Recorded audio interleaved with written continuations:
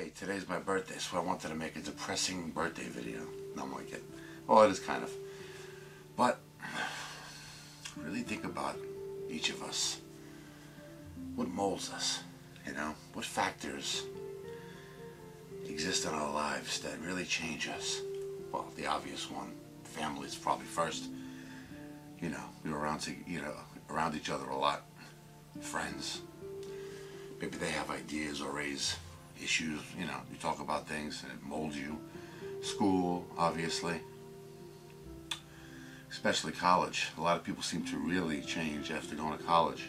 I didn't go, obviously. So I pretty much stayed the same. But, life experience is probably the most important. Well, obviously, spending time with your family, friends, and school is life experience. But I mean things that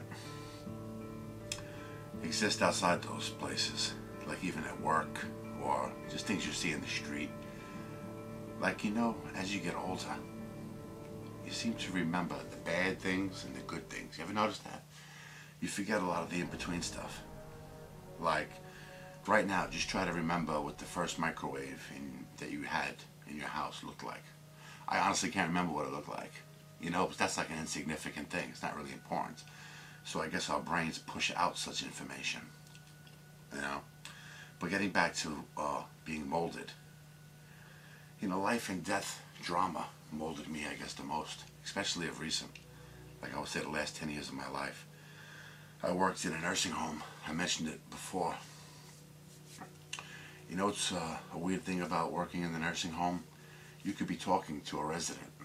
You know, somebody that's a patient there with the residents, and they believe their name is Smith, and you're talking to them, Mr. Smith, Mr. Smith, and then Mr. Smith dies, you know, instantaneously, that person's no longer Mr. Smith to the staff.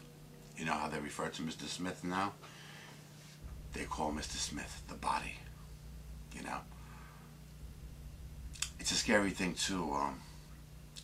Like I mentioned, the third floor was all AIDS patients. And they'd be in their wheelchairs or their walkers, or some could still walk without aid, you know, aid of things. And the nurse would be like, somebody would come and say, oh, so-and-so just died, you know.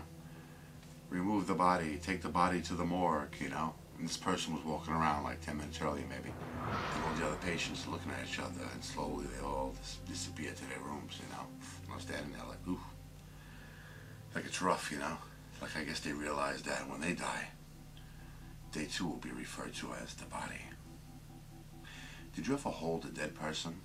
I don't mean touch a dead person. I mean actually physically like lift up a dead person. I'm a big dude, and in the nursing home when people would pass away, well, it wasn't really my job. I was like more in the housekeeping department. You know, the guy with the mop. But if I was available, they'd ask me for help. I guess I really wasn't supposed to, but they were nice to girls, and I always helped them out. But one time, they were carrying this big dude. They already had him in the body bag. All I had to do was help carry him, you know, down to the morgue. There was like 6 of us carrying him. It was weird. I had his head with like my right hand, and my hand was like under his back, and the girls were like all along the guy. But it was so weird holding that dead head, you know. I don't know.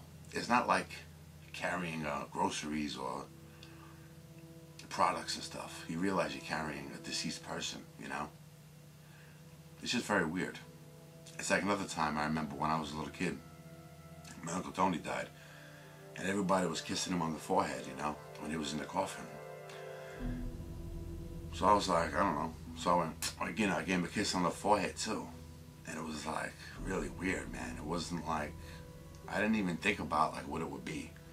It was just like cold and not really clammy. It was dry, I guess, but it was like cold and very weird. You know, little things like that mold you, I guess, when you experience it. You know, another time in the nursing home. Please don't laugh at the story. There's nothing funny at all about it. This girl, her name was Danielle. She had to watch this guy. This man was an elderly black gentleman, had no legs. I'm talking all the way up, you know, to like where his genitalia was, but he still had his, you know, penis and all that. She asked me to help. picked him up out of the wheelchair under his armpits like this. Now he's totally naked, right? I'm holding him like this, and she's like preparing his chair or whatever. The man started to go to the bathroom. Now just picture me standing there holding an elderly black gentleman with no legs, naked, and he's taking a crap. And I'm like, you know, trying to avoid like the splatter like getting onto me, which it didn't, thank God. And the thing I remember most about it was the look he had on his face. It was like, I don't know, sadness, helplessness, and just like, let me die type look. You know, he was looking at me like, just like, let me end this life, you know. But we finished up and she cleaned up and everything. Another thing in the nursing home, like I said, these are all things that mold you. They could make you crazy. But then you have to realize that, I guess that's life. We're all going to, you know, maybe wind up like that or something. But,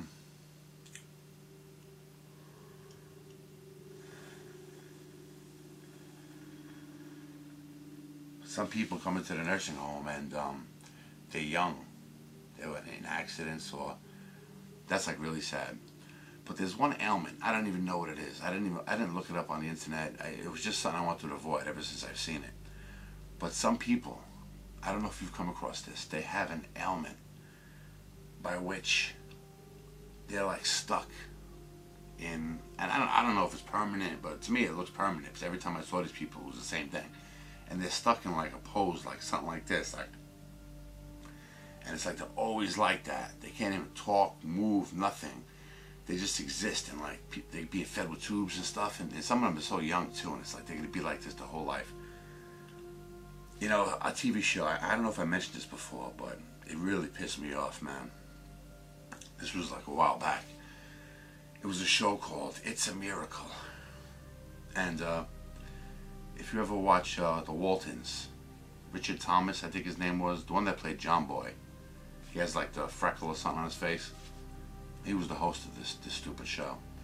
But one episode, it pissed me off so much, man. This guy was like a big, strapping dude. He was like in his 20s, and they were surfing or something. He falls off the surfboard, you know, goes through the water, slams his head into the bottom, which is like a common thing. When you're surfing, you hit the bottom, the sand, you know, you come down hard. He's drowning. He's like dead, right? His friend, who thinks he's doing the right thing, comes running over, pulls him out of the water. I guess he had to. You know, you want to try to save your friend. I guess he didn't realize that the true damage. Anyway, the poor guy's paralyzed from his like neck down. Okay? They had him in the hospital, hooked on this machine. Like, and it was even in the standing up position. It was really weird. And he's like just stuck there, man. Early 20s. And they're talking about how he's going to be like this his whole life. And, you know, people are walking right past the guy. He's just hooked to this machine. And he's going to be like that forever. And that stupid bastard, Richard Thomas, whatever his name is, he turns to the camera. Because he was talking about the amazing marvel of science or whatever. You know, that they can save a life, you know.